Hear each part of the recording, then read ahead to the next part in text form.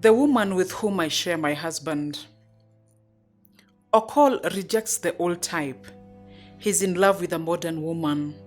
He's in love with a beautiful girl who speaks English.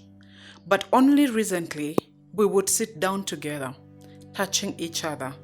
Only recently, I would play my bohap, singing praises to my beloved. Only recently, he promised that he trusted me completely. I used to admire him speaking in English. Ocol is no longer in love with the old type. He's in love with a modern girl.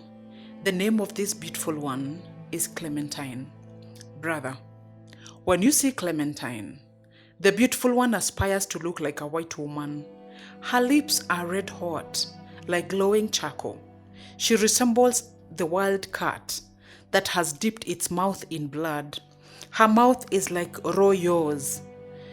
It looks like an open ulcer, like the mouth of a field.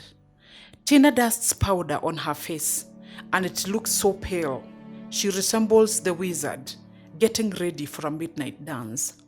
She dusts all the ash dirt on all over her face, and when the little sweat begins to appear on her body, she looks like a guinea fowl. The smell of carbolic soap makes me sick. The smell of powder provokes the ghosts in my head. It is then necessary to fetch a goat from my mother's brother. The sacrifice over the ghost dance drums must sound. The ghost be laid to, and my peace restored. I do not like dusting myself with powder. The thing is good on a pink skin because it's already pale. But when a black woman has used it, she looks like as if she has dysentery. Tina looks sickly, and she is slow moving. She is a piteous sight. Some medicine has eaten up Tina's face. The skin on her face is gone, and it's all raw and red. The face of the beautiful one is tender like the skin of a newly born baby. And she believes that this is beautiful because she resembles the face of a white woman. Her body resembles the ugly coat of a hyena. Her neck and arms have real human skin.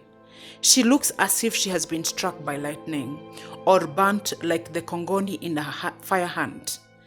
And her lips look like bleeding. Her hair is long. Her face is huge like that of an owl. She looks like a witch, like someone who has lost her head and should be taken to the clan shrine.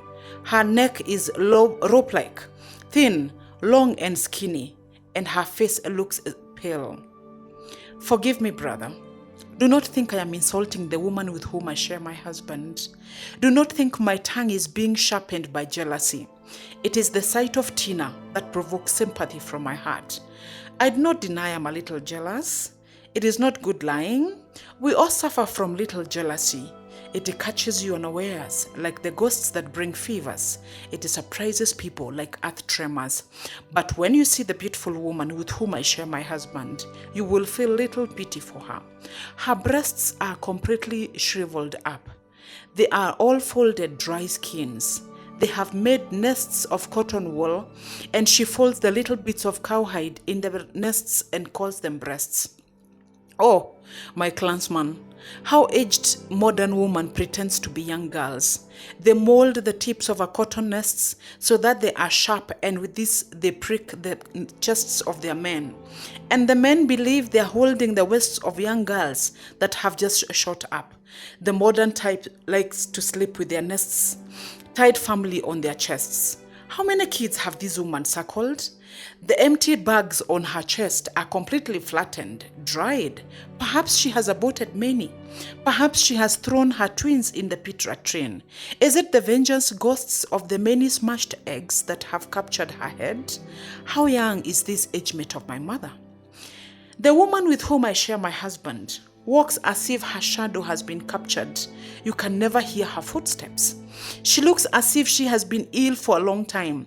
Actually, she is starving. She does not eat. She says she fears getting fat, that the doctor has prevented her from eating. She says a beautiful woman must be slim like a white woman. And when she walks, you hear her bones rattling. Her waist resembles that of a hornet. The beautiful one is dead dry, like a stump, like a meatless, like a shell on a dry river. But my husband despises me. He laughs at me. Oh, he says he's too good to be my husband.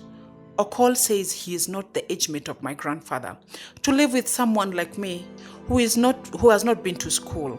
He speaks with arrogance. Ocol is bold. He says these things in broad daylight. He says there is no difference between me and my grandmother who covers herself with animal skins. I am not unfair to my husband. I do not complain because he wants another woman, whether she's young or aged. Who has ever prevented men from wanting women? Who has discovered this medicine for thirst, the medicine for hunger and anger and enmity? Who has discovered them?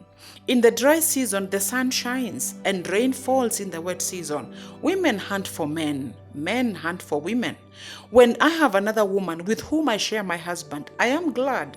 A woman who is jealous of another, with whom she shares a husband, is jealous because she is slow, lazy and shy, but she is cold, weak and clumsy. The competition of a man's love is fought at the cooking place.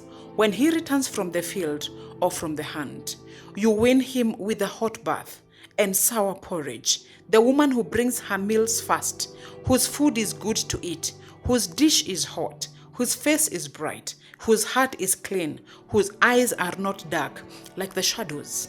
The woman who jokes freely, who eats in the open, not in the bedroom, one who is not dull like the stale beer. Such is the woman who becomes the headdress keeper. I do not block my husband's path from his new wife. If he likes her, let him build her an iron-roofed house in the hill. I do not complain. My grass-thatched house is enough for me. I am not angry with the woman with whom I share my husband. I do not fear to compete with her. All I ask is that my husband should stop the insults. My husband should refrain from heaping abuses on my head. He should stop being half crazy and saying all terrible things about my mother. Listen, Ocol, my old friend.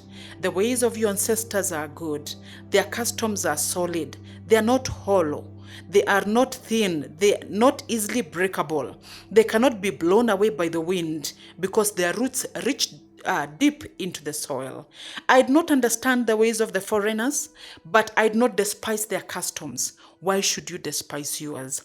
Listen, my husband, you are the son of a chief.